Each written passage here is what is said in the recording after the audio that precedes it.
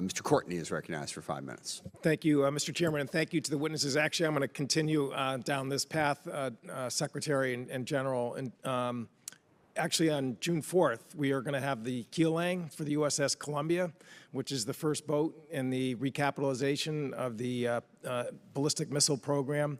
The budget that came over, and again, I chair Sea Power, so we look at it pretty closely. It's $6 billion for Columbia.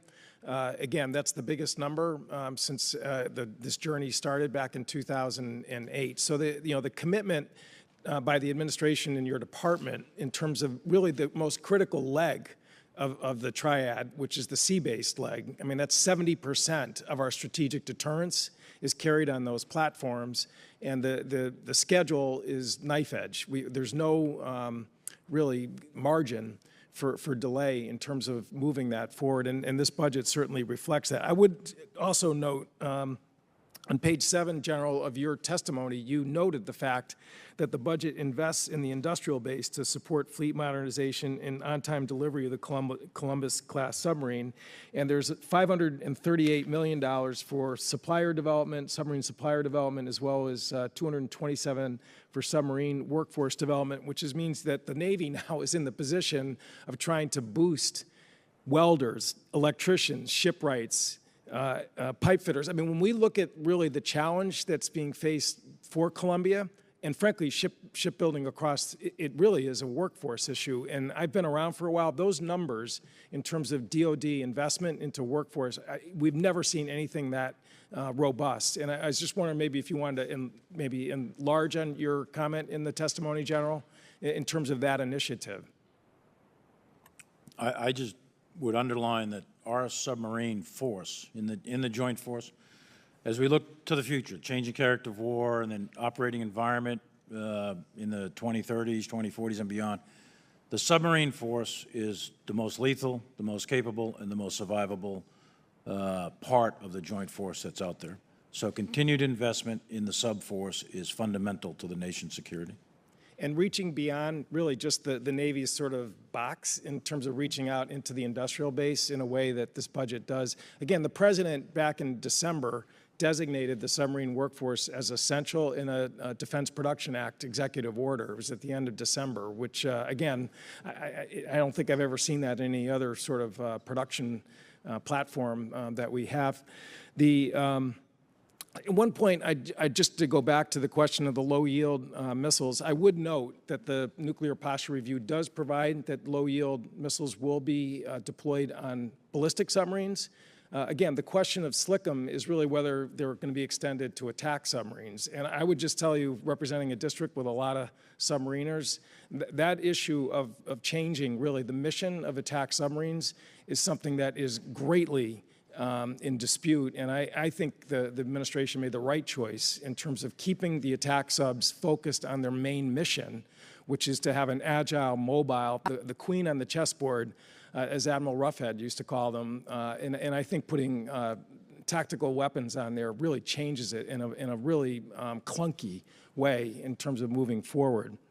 I would note also that the budget that came over in terms of shipbuilding is about $28 billion. That's the first time in 6 years where we've had a president's budget that's come over higher than the prior year's enacted level.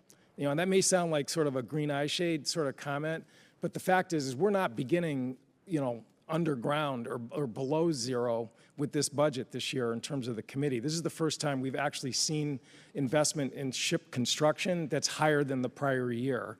And again, I think that shows, you know, that you're committed to you know, really making sure that we have the fleet of the future that's there. It's not perfect.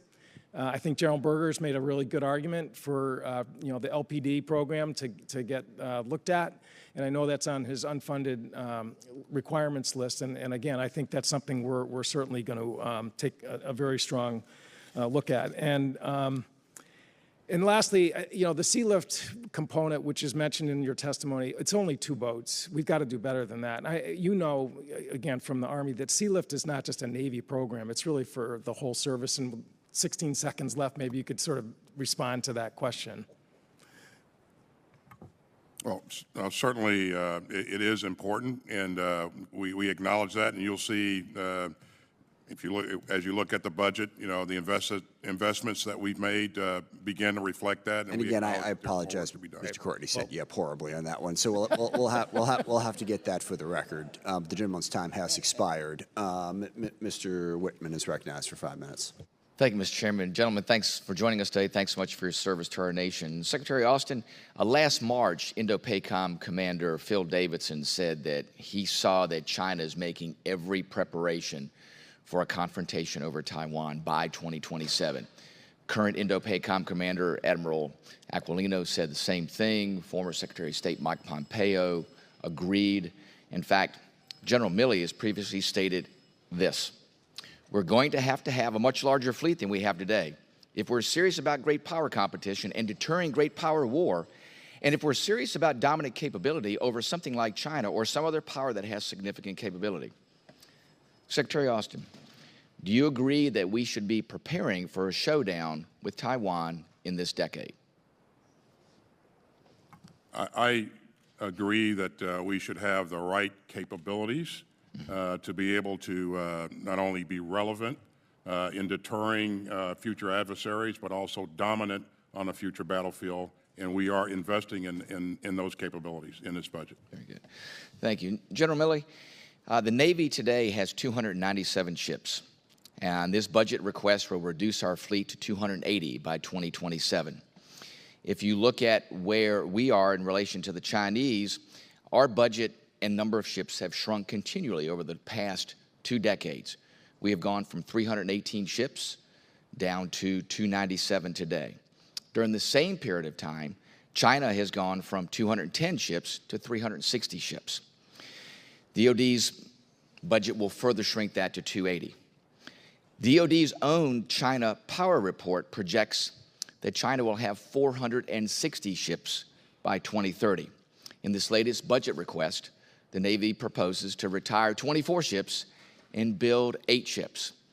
I'm not a mathematician, but it seems like to me you can't do addition by subtraction. This seems to be grossly irresponsible and completely denies the reality of what we are facing. General Milley, in your professional military judgment, does our shipbuilding plan accurately reflect the investments that we need to make in naval capacity and capabilities that we need to deter the Chinese in the years and decades to come? Well, let me make a couple of comments, Congressman. Thank you for that. First, I think it's important to focus on capability.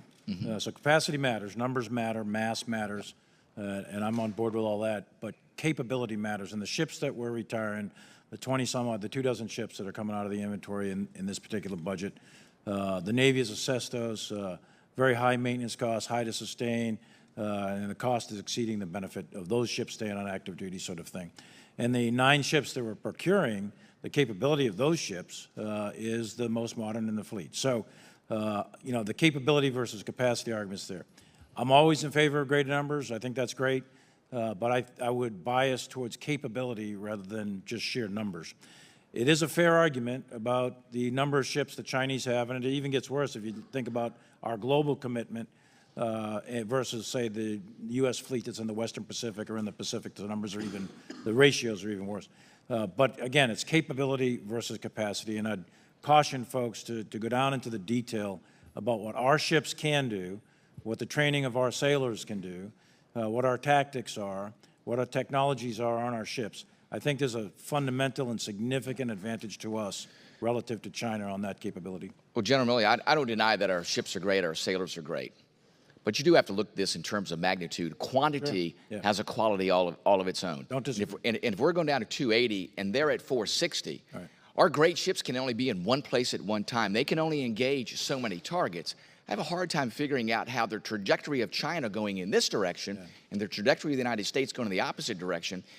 It's almost impossible to make an argument to say that we're going to build enough capability in 9 ships to displace the Chinese, and that 9 ships are going to be able to replace the capacity and capability in 24 ships.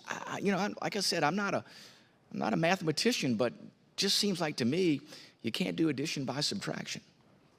Yeah, I'm not going to get in a big argument in budget because I'm on the side of mass matters, quantity has a quality element, so on, et cetera. But you can't buy everything, you can't be everything to everyone at all times, right? So there has to be a balance in the budget, and I think this particular budget is divesting, and the Navy's done, I think, some really quality analysis there. They are divesting of ships that are of marginal utility in a future combat environment against China and investing in the 9 ships that do have great quality. And Gentleman's time has expired. I will say we also on this issue, shipbuilding capacity matters. I mean, basically, do we have the industrial base to support that, even if we put them in the budget? My understanding is we don't, so that's a different challenge as well in terms of workforce. Mr. Garamendi is recognized for 5 minutes. Thank you. Let me start with a thank you for the good work you've been doing with regard to Ukraine, pushing the necessary equipment into Ukraine. It's an extraordinary piece of work, and you're to be congratulated and thanked for that work. Also, the work Secretary Austin and General Milley in rebuilding our relationships with NATO. They were virtually destroyed in the previous 4 years of the previous administration, very rapidly rebuilt, and I think that may very well be, Secretary Austin, part of your integrated deterrence strategy. Is that correct, our allies? It is a part of a significant part of our strategy. Integrated deterrence means using all of the capability and capacity that's resident in all of the warfighting domains: air, land, space, cyber, sea, and networking those capabilities in new and different ways that really give us tremendous power, and also make sure that we remain a dominant combat-capable force.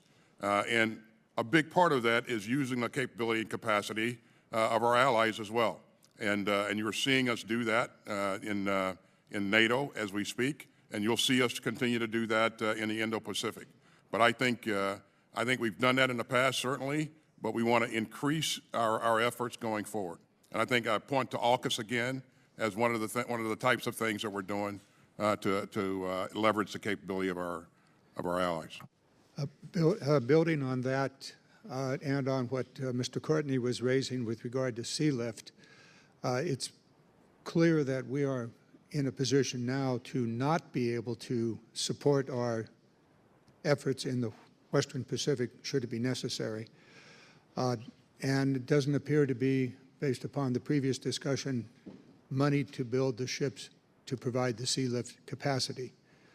A quick comment, if you would, on a strategy that would utilize the current Jones Act fleet in its fullness, making it militarily useful, subsidizing, adding to the strength of the ships when necessary, repurposing them, and making them available, much as we currently do with the CRAFT program, the airline industry.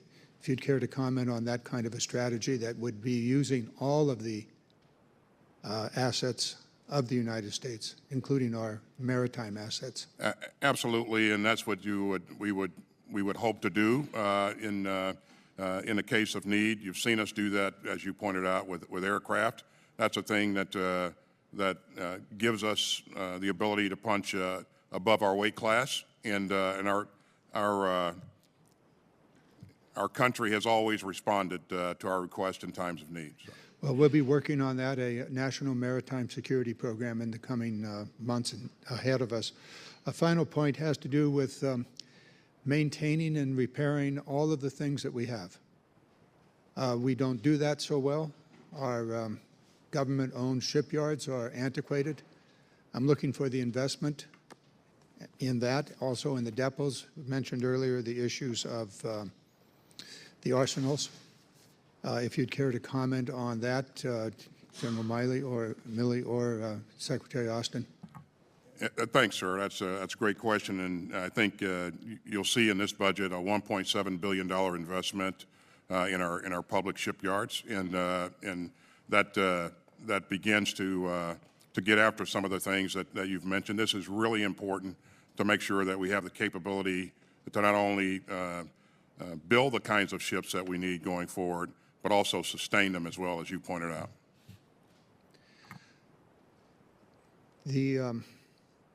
Well, we're not there yet. That level of investment in the government yards or the public yards would probably not be sufficient to maintain the ships that we need to keep them at sea. We can build more and more ships, but if we cannot keep them at sea because they cannot be maintained in a orderly and quick way, it doesn't do much for us. I absolutely agree with you, sir, and you know, that's why I said this is a good start, a good couple of steps forward, but we need more investment going forward. For the committee here, we may want to consider this, how we're going to invest in maintaining our ships at sea. Gentleman's our time airplanes has and the like. expired. Mr. Scott is recognized for 5 minutes. Thank you, Mr. Chairman. Gentlemen, thank you for being here. I want to speak briefly about Indo-PACOM. It is over half the world's population. Ukraine puts 50 million metric tons of corn and wheat into the export markets. Russia is also responsible for a tremendous amount of wheat going into the global food supply. Russia has recently prohibited the export of sunflower seed. It seems that Russia is now using food literally as a weapon of war.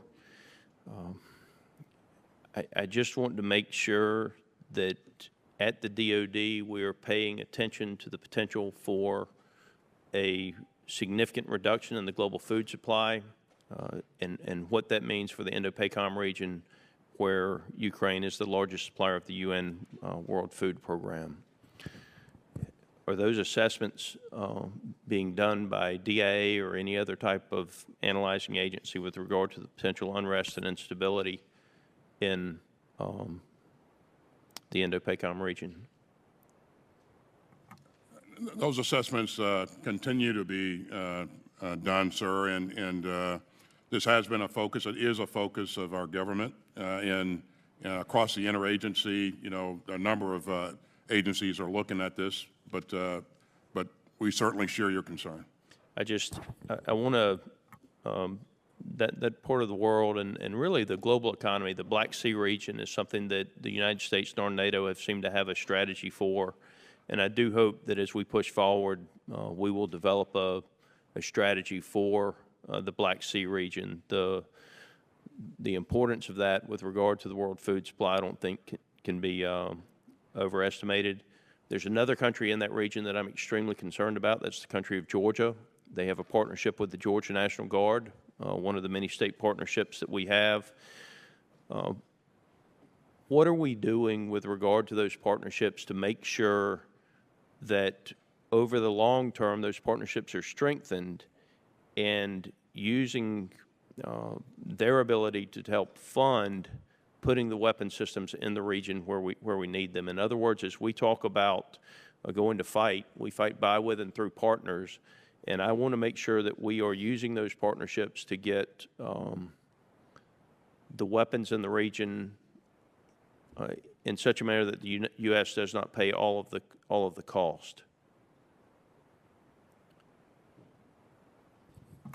Yeah, we can continue to do great work in countries like Georgia, and I was there a couple of months ago, and I did get a chance to go out and visit with our troops that are actually doing some of that training that you mentioned.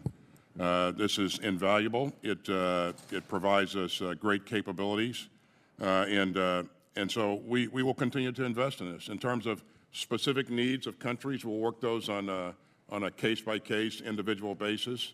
But the value of our troops engaging with countries in the region cannot be overstated. They are doing a tremendous job. One of my concerns, Mr. Secretary, is when we divest equipment in the United States. I think the A-10 is probably the best example. This is a weapon system that the DOD has requested that we divest from over the last several years, at least as long as I can remember being a member of Congress. Yet when we look at the European theater right now, it's clearly a weapon system that if people who share our interests and our values had them, they would be doing even better in the war against Russia. The DOD's position on divestment in the past has basically been that you just get rid of the weapon system. has DOD changed their thought process on that so that when we divest from a weapon system, are we going to now allow people who share our interests and our values the opportunity to purchase and maintain that system? We have, over time, provided capabilities that we no longer use to other countries. And in every case, in terms of a high-end capability, I think you have to start with a threat. And if they use this piece of equipment or this system or capability in that environment, will it be relevant? And so as we look at the air defense systems that we can expect Georgia to encounter, we look at the training that's required, we look at the maintenance capabilities and those sorts of things. All of that goes into an assessment to see whether or not it makes sense to actually do that. But certainly, you make a great point. Gentleman's time has expired. Ms. Spear is recognized for 5 minutes. Mr. Chairman, thank you. Thank you to both Secretary Austin and General Milley for extraordinary work. First, Secretary Austin, last year you made a commitment that you would deal with the issue of sexual assault. You actually delivered on that commitment. Thank you very much for the military justice reform we've seen. But as you, I believe, agree, sexual harassment needs to be taken out of the chain of command as well, because sexual harassment begets sexual assault. And it appeared to be taken out on the Senate side because they were getting signals from the department. I hope this year that we can count on you to make that case to our Senate colleagues about the importance of taking sexual harassment out of the chain as well. Well, as you said, I think the entire issue is one that's very important to us, and we'll continue to do the right things in terms of making sure that we provide the right environments for our troops to operate in, and we'll continue to work to achieve the objectives that we've outlined in terms of our reform of our UCMJ, and I really appreciate your support in the past year to. Thank you. Let me move on. I'm troubled by the 41% increase in deaths by suicide by our service members in the past 5 years. I know you are as well. There are many factors, including op-tempo, toxic climates, and financial insecurity. But having talked to the widows, talked to the parents of those soldiers and airmen in particular who have taken their lives, the biggest problem is the lack of behavioral health expertise in the system. We are woefully underserved in that regard. And I'm going with Senator Sullivan to Alaska this month. I know we're going to hear that that's part of the problem. You can't wait 2 months when you are exhibiting suicidal ideation. Now, your department, your Defense Health Agency has said it's going to take them to 2024 to come up with the number that is necessary to provide these services to our service members. Imagine if Kaiser or Providence told their board that it was going to take them 2 years to determine what the number of providers that was necessary to serve their patients. They would be fired. What are you going to be able to do to light a fire under the military health system leadership to get a plan in place and the numbers identified? Well, as you've heard me say in my opening statement, this is something that's very important to me, and our department remains focused on it. As you know, with your help, we've stood up an independent review commission to look at how we're doing across the department, and to look at the resources that we need and how we can speed up resources to make them available to our troops and our families. In the meantime, we're going to use every resource that's available to us. We're going to increase our use of telehealth care. And again, I think this is very important, and we're going to stay focused on it. Thank you. General Milley, the Government Accountability Office has repeatedly shown that the surface Navy is critically undermanned, and some 6,000 sailors undermanned. Yet, the budget requests, the Navy is decreasing their end strength and requesting more ships. The GAO reports that sailors are working 80 to 100 hours per week and sleeping less than 6 hours at night and are struggling with mental health. We saw it on the Fitzgerald. We've seen it in the ship that was destroyed, the $4 billion ship in San Diego. What are we going to do to get the Navy to take this seriously? Congressman, first, I think the Navy does take it seriously. The solution doesn't, it's not a simple solution. It has to do with op tempo. The Navy is got, I don't know, they're just under 1 to 2 op tempo for their ships, the fleet at sea. So they're running hard, and we ask an awful lot of our Navy, as we do the Army and the Air Force, et cetera. But the Navy is particularly stressed because we extend ships and they're out there for extended periods of time, et cetera. And as you note, their numbers are lower. Their manning levels are lower per ship than optimally manned. So that's a problem. They are taking it serious, but it's not something that the chain of command on the Navy leadership is not taking serious. With respect to the behavioral health piece, I couldn't agree with you more. I think behavioral health specialists are critical to part of the problem or to solve the problem, but I would also emphasize the chain of command. There is a behavioral health specialist in every squad, in every team, in every small group. And the That's the squad gentleman's leader. time has expired, so Thank I'll have to hold the answer there. And Mr. Brooks is recognized for 5 minutes. Thank you, Mr. Chairman. This past year, we've seen an Afghanistan withdrawal debacle, Russia invade the Ukraine, China threatening a nuclear attack on Japan if Japan helps defend Taiwan against a communist Chinese attack. And that brings me to my question for General Milley and Secretary Austin. In your professional opinion, over the past year, is the world a more dangerous place, a less dangerous place, or about the same? General Milley? Thanks, Congressman. As I said in my opening statement, it is my observation, my analysis that the world is becoming more unstable, not less unstable. Secretary Austin? More unstable. Yeah, we're trending towards greater instability. What's that? Now, the Consumer Price Index is increasing at a 7.9% rate according to the official federal government statistics. Of course, that's an estimate. My personal belief is it's probably worse than that. Certainly talking anecdotally to the people in my district, they believe that it's worse than that. What is the inflation rate for our national defense cost? Manpower, bullets, fuel, everything that comprises national defense. What is the inflation rate for those items? General Milley?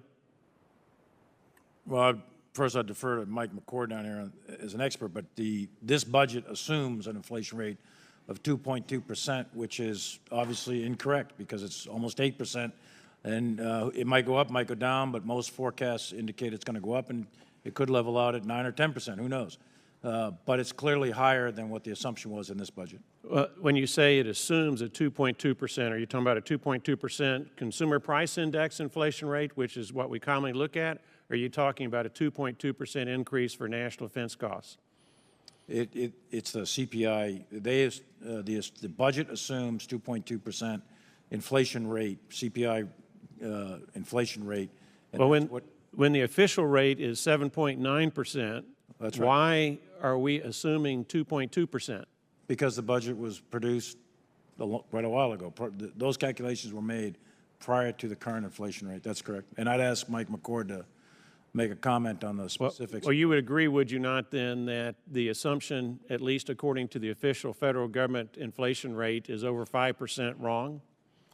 Congressman, we in the Department of Defense have never used the CPI as what is relevant for what All right, we do. Mr. McCord, let me ask you the question then. What is the inflation rate for the things that the military has to purchase in order to provide adequate national security? What we saw last year was 4%, and that's what we built into our pricing going forward, was to get that 2% up to 4%. So what is your degree of confidence that the 4% rate is going to hold true? That's an unknown, Congressman, obviously. The fiscal year calculation that you're citing and that General Milley was discussing is, of course, starts 6 months from now and ends 18 months from now. So a lot can happen up or down to affect that. Well, let me add some comment and then some data. If we don't know what the inflation rate is for national defense procured products, then we can't really know whether the president's budget strengthens or weakens America's national security in an environment that both General Milley and Secretary Austin believe is becoming more dangerous, not the same or less dangerous. And I've just looked up a couple of items that I hope that y'all would take into account as you determine what ultimately will be the budget that the president would support for national security. Over the past 2 years, from January of 2020 to January of 2022, crude oil has gone up 137%. Now, that's a big ticket item in national defense. Wholesale gas, another big ticket item in national defense, has gone up 39%. Wholesale diesel has gone up 37%. There are probably other fuels like jet fuels or what have you that have gone up significantly. So I would hope that y'all would take all these things into account and increase our defense spending in order to at least hold our own in real purchasing power. And then I'll add this final note. If I recall correctly, you're looking at about a 4.6% pay raise for our military personnel. Is that what I heard? That's correct. Well, if 4.6% is it, given that the consumer price index has gone up 7.9%, do the math, that comes out to a 3.3% pay cut for our military personnel. Thank you, Mr. Chairman, and I yield back. Thank you. Mr. Norcross is recognized for 5 minutes. Thank you, Chairman. And I just want to follow up on some of the previous conversations when we start having the conversation of what we have available to us in our stockpiles. There is probably not a day that goes by since the Russian-Ukrainian conflict started that we're not talking about sending javelins and stingers. But I want to back up a little bit. We have a strategic stockpile that has been formulated based on risk over the years.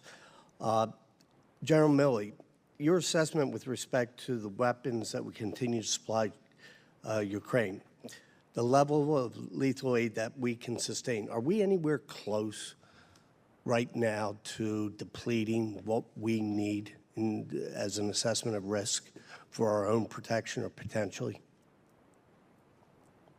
No, what we've supplied is a wide variety of small arms munitions, machine guns, grenades, grenade launchers, et cetera. And the two weapon systems that are most in the news are the Javelin and the Stinger.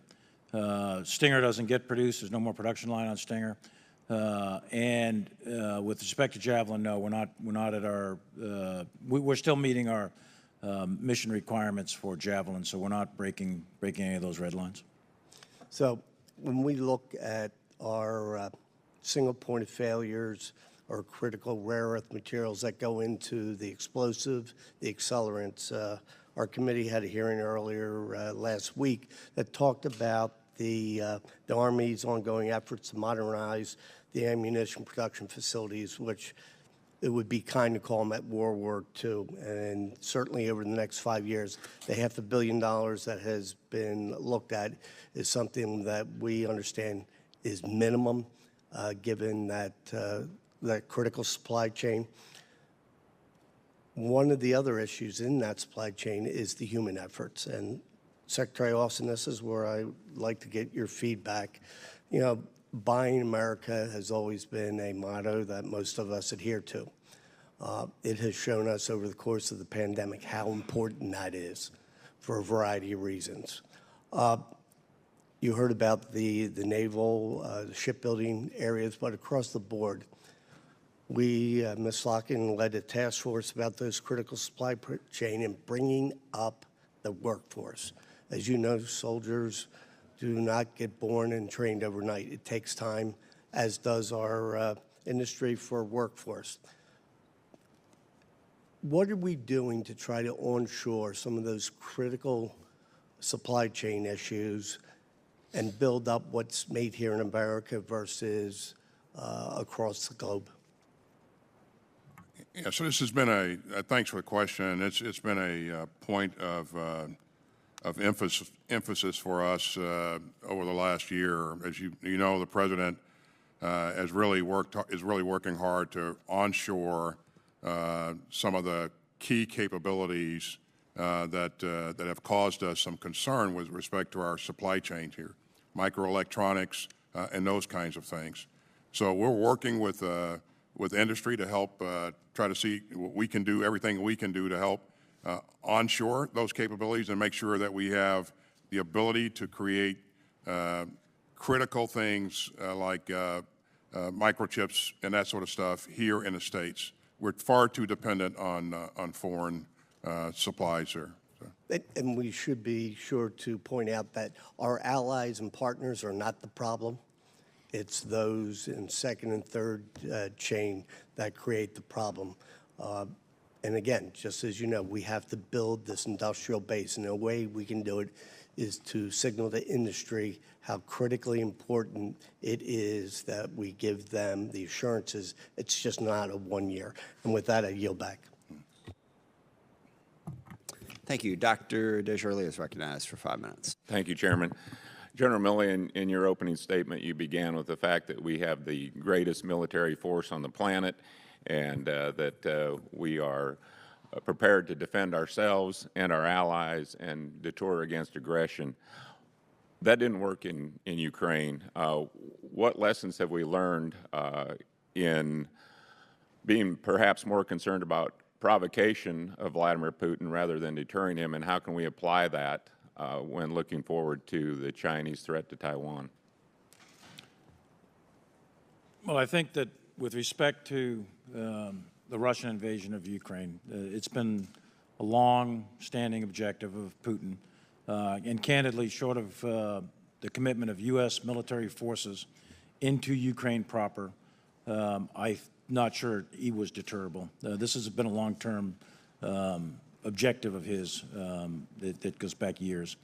So I think the idea of deterring Putin from invading Ukraine, deterring him by the United States, would have required the commitment of U.S. military forces, and I think that would have risked armed conflict with Russia, which I certainly would have advised. Okay. You know, the president's strategy, at least publicly, and his administration was to impose economic sanctions to deter Russia. So did you advise him that that was probably not going to work and this invasion was inevitable? It's not my lane to comment on sanctions per se, but sanctions have a very poor track record of deterring aggression. But they are a means of imposing significant costs. The objective of the sanctions is to impose significant costs if he invaded. Those significant costs, the sanctions in combination with the export controls, are breaking the back of the Russian economy as we speak. Secretary Austin, several members have brought up hypersonic weapons, and you mentioned we have other options, but of the three countries currently fielding hypersonic glide weapons, Russia, China, and the United States, who's leading in that capability? I don't know what the inventories of the Chinese.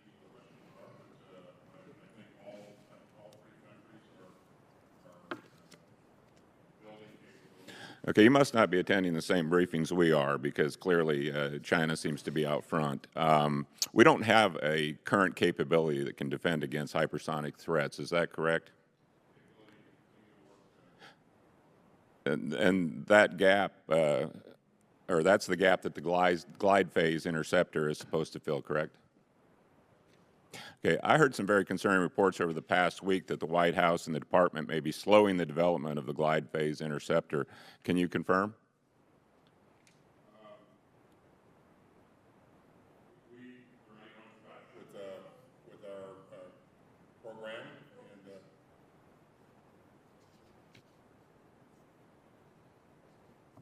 yeah, we remain on track with our program, and as you can see from the budget, we're investing a significant amount of money for the defense of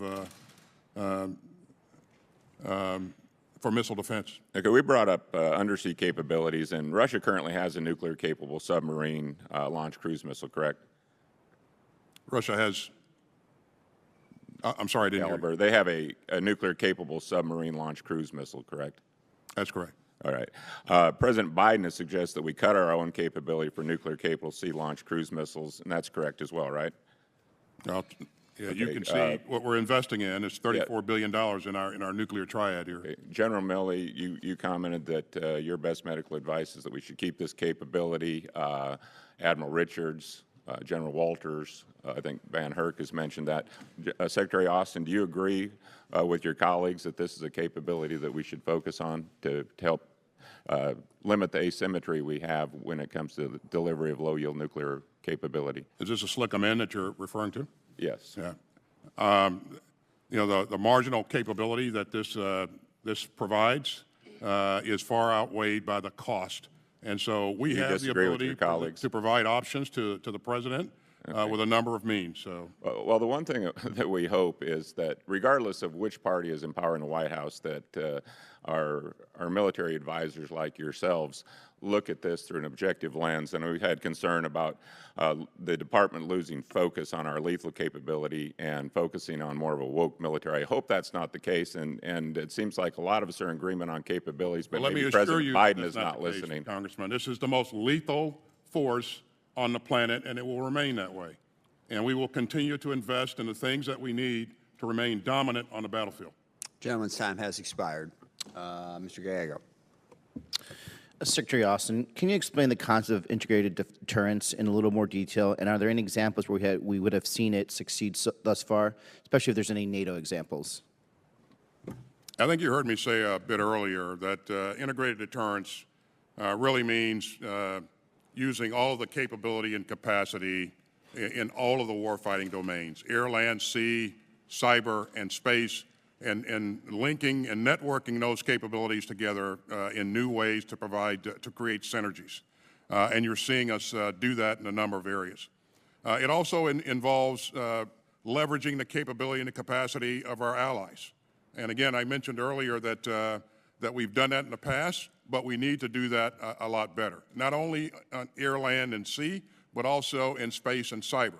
And many of our allies have significant capability there as well. Secretary, just to follow up on that, one of the things I was very happy that you highlighted in your written remarks are the steps we've taken with our allies to bolster NATO's eastern flank. In fact, one of my proudest moments in Congress thus far is securing an authorization for the Baltic Security Initiative, which provides targeted defense systems to Estonia, Latvia, and Lithuania, including an air defense ammunition and C4 ISR. Across these capabilities or others, are there particular areas where you would like to deepen defense and military-to-military cooperation between the United States and the Baltic countries?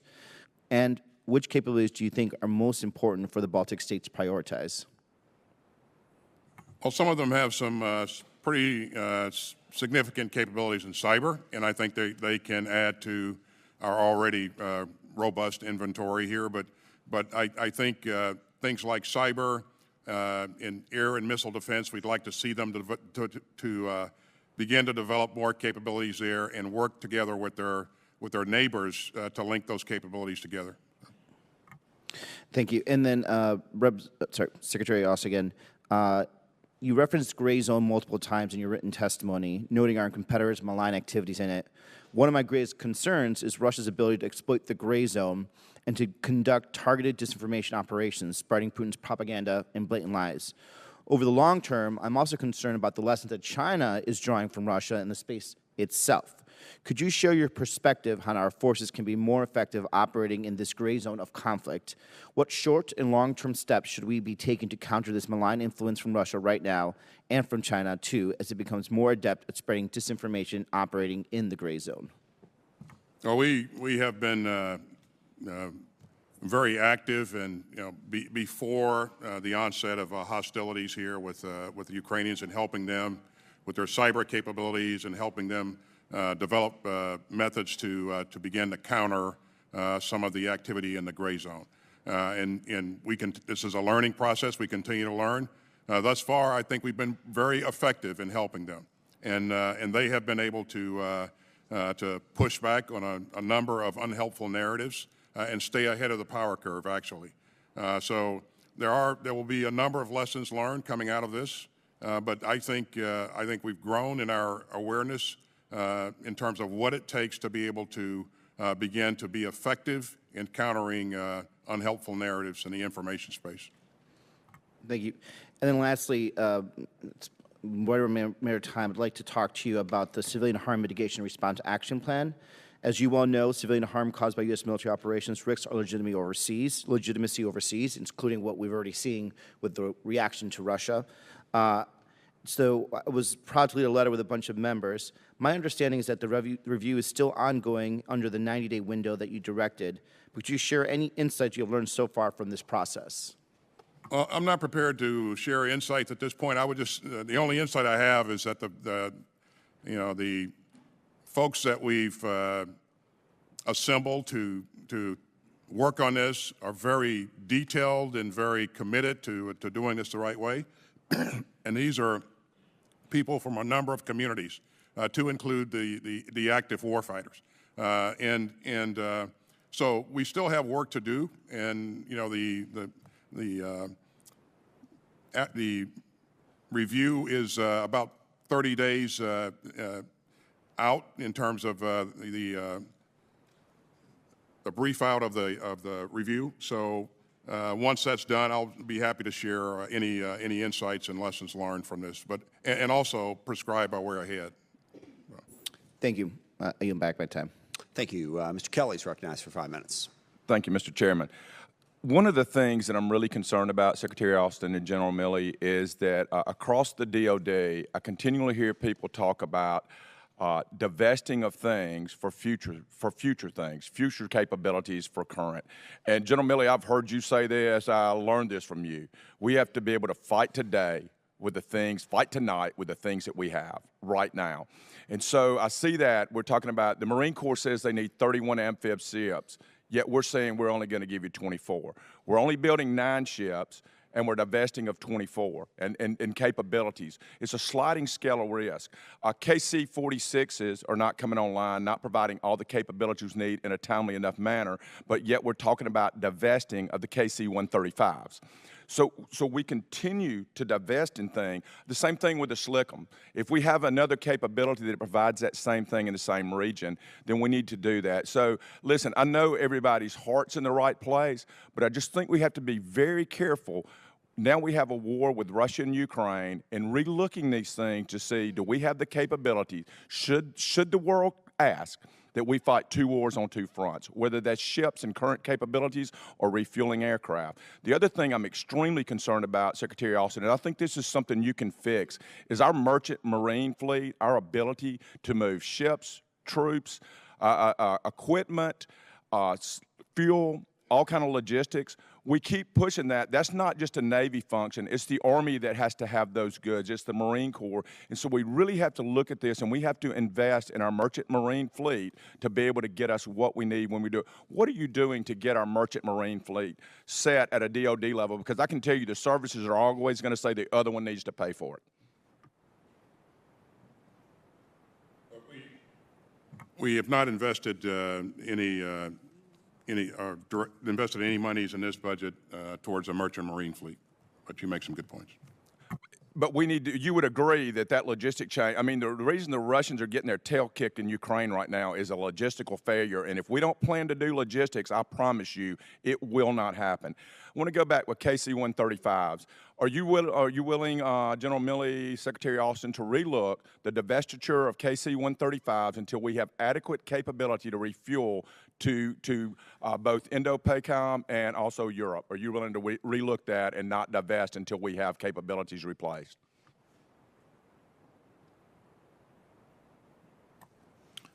I would be happy to relook anything in the budget that you want me to relook, and I'll take a look at that and get with the Air Force and make sure that I clearly understand the divestiture logic and the production rates of the KC-46. And then I just really hope you will relook the ship plan. I mean, the Marines say they need 31 amphibs, yet DOD says we're only going to give you 24.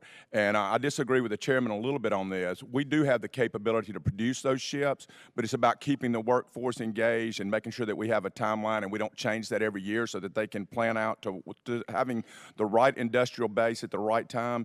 So I hope we will get, I haven't seen a ship plan in 2 years from the Navy, and that is one of the requirements that they're supposed to do. We need that in order to do our job. Thanks, sir. That's forthcoming. And also, they've done an amphib review, and that's forthcoming as well. And once that's done, I think we'll have greater insights into what the Secretary of the Navy really believes the requirements are. I would just point to the fact, and I know you know this, that we're investing $2.6 billion in amphibs in this budget. Amphibs are important. There's no question about it.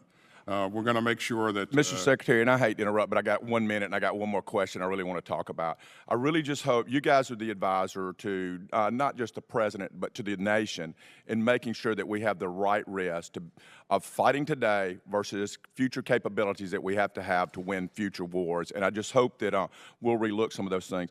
Final point I want to talk about, there's a little bit of movement right now, and I just ask that both of y'all weigh in on this.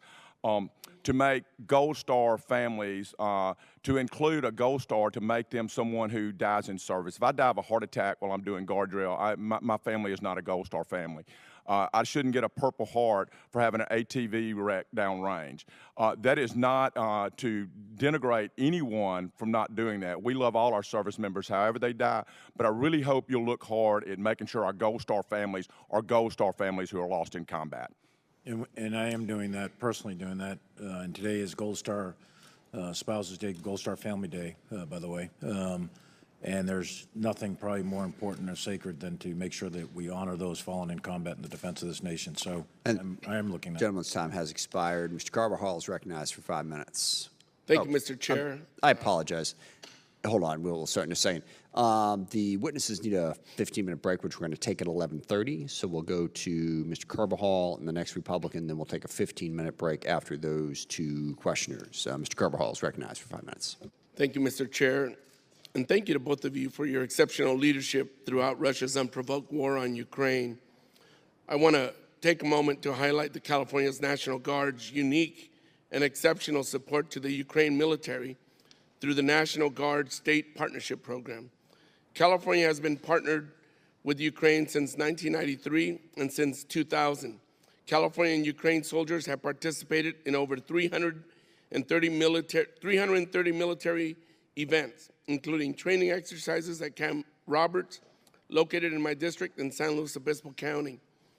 General Milley, how has California's state partnership program with Ukraine helped improve the capabilities of Ukrainian forces to fight against the Russian invasion? I mentioned it, I think, up front about the training effort that's been going on since 2014. The California Guard's been intimately involved in that. So what's the result of that? So over 8 years, the Ukrainian military has reformed itself, developed a non-commissioned officer corps, and adopted the U.S. doctrinal concept of mission command, decentralized decision-making at the lowest level that's effective at making the decision. And that's a direct result of the efforts of the California Guard and what they've done with Ukraine. More recently, I'll just use this as one vignette as an example of the value of the program. The connective tissue, the human connection between the Ukrainian military and the California Guard is proven extraordinary, to the point where the tag of California still maintains almost daily contact with his counterparts, even though they're half a world away. That's been an invaluable source of communication, intelligence development, and transmission of information back and forth. So it's things like that that are intangibles in war, but they prove extraordinarily valuable in the actual conduct of war. Thank you. The men and women serving in uniform are the backbone of our national security. I appreciate the department's increased investment in personnel needs. One issue both of your statements touched upon that I have been working on to address is available and affordable child care for our military families. While construction of child development centers is critical, one deficiency that I hear when visiting installations is the lack of qualified child care providers to meet the demand. Secretary Austin, how is the department seeking to address the shortage of qualified child care providers? Do you need additional authorities in order to hire the needed child care staff? Well, thanks, sir. If we need additional authorities, we won't hesitate to ask for them. This is something that I have my P&R directorate taking a hard look at and working with the services and canvassing installations. This has been identified as an issue to us as well, and we're trying to identify incentives that will help attract the right people and help us train and and equip the right people to provide quality child care. Another workforce question, Secretary Austin. Your testimony touches on the department's needs to improve its ability to attract and retain an innovation-minded workforce. For high-skilled positions such as those that require specialized skills and credentials to meet digital and cybersecurity needs, how can the department better compete against private industry? And the skill sets that you mentioned, sir, this is tough because obviously, you know, we can't compete with the compensation packages that some of the big tech offers. But certainly, that won't stop us from going after the right people with the right skill sets. This is a point of emphasis for us. We'll continue to stay focused on it, to include bringing on people who are currently employed by those agents or those companies to serve in our Guard and Reserve forces as well. So. This committee has been very focused on the ongoing audit of the Department of Defense taxpayers. Department of Defense taxpayers deserve to know that while the top-line funding level for our national security has increased, the department is effectively executing its funding. Secretary Austin, what material weaknesses has the audit identified that have been the hardest to address department-wide, and how are you working to address those? Well, you've seen me, I think, most recently put another letter out to the force emphasizing the importance of making sure that we have a clean audit going forward. And this is very important to me. This is something that Secretary McCord and I have worked on and will continue to work on, but I'm not satisfied that we're there. But and I apologize, gentleman's time has expired. Mr. Gallagher is recognized for 5 minutes. Thank you, Mr. Chairman. Thank you, gentlemen. We have limited time, so I'm going to ask for a yes or no question, probably unless otherwise indicated. Secretary Austin, last week General Walters told this committee that in the months leading up to February 24th, he considered himself part of an interagency effort designed to deter and dissuade Vladimir Putin from invading Ukraine. Did you share General Walters' goal, yes or no? Well, I hope General Walters shared my goal since I'm the Secretary of Defense. And my objectives were to, number one, defend this nation. Number two, make sure that we did everything possible to unify and defend NATO if required. Number three, flow security force assistance to Ukraine. And then number four, manage escalation. So the goal was not to deter Putin from invading Ukraine? I've just laid out what my goals were, and certainly... Which did not include deterring Putin from invading Ukraine, unless I missed it. Well, it was an objective of the government to deter Putin, but as General Milley described, it's very difficult to do unless you put forces on the ground, and that's a decision that we made early in the effort here, that we're not going to put forces in Ukraine to fight Russia. It was an objective of the government. You have just reminded us that you are an important person in that government apparatus, the Secretary of Defense.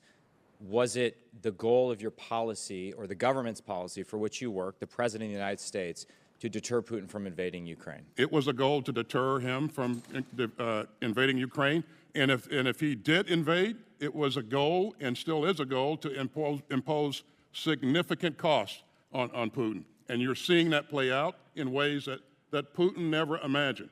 And you're seeing the Ukrainians resist Putin in incredible ways because we provided them some capability to do that, but also because they have the grit and the determination to fight to defend their country. Totally agree with the grit and determination they've shown, which is remarkable. So the goal was to deter Putin. We did not achieve that goal. Putin invaded anyway on February 24th. Do you share the assessment General Milley gave a little bit ago that perhaps Putin was simply undeterrable, and therefore our campaign of deterrence was bound to fail? I do not believe that our campaign has failed. This is still in progress. And got it with respect and there's to a price to be paid by NATO. by Putin for what he's done. Got it. But we failed to deter Putin from invading Ukraine. I'm interested in whether you think there's anything we could have done, looking back, hindsight's 2020, in the months leading up to February 24th, to successfully deter him from invading Ukraine. And perhaps there isn't. I don't know. I'm just curious to get your opinion on it. As General Milley pointed out, if we put forces into Ukraine to fight Putin, this would be a different story. But we made a decision that we weren't going to do that, and we made a decision for the right reason, and I support those decisions. So I think that's actually a very important point, that perhaps if we had put hard power and American hard power in the path of Putin, that would have been the only thing that could have deterred him. I guess what I mentioned, does that same analysis hold true with respect to Taiwan? Would putting American forces on Taiwan increase or decrease the likelihood that Xi Jinping would attempt an invasion? Hypothetical. I think that it's not advisable to make direct comparisons between Ukraine and Taiwan. These are two completely different scenarios, two different theaters, and so. So do you think then that what has happened in Ukraine is not connected, has not impacted Xi's calculus with respect to Taiwan? No, I'm certain that I don't want to speculate on what's in Mr. Xi's head, but certainly I think as the world looks at this, they've been impressed by the commitment, the resolve of many countries in the world to resist that kind of behavior.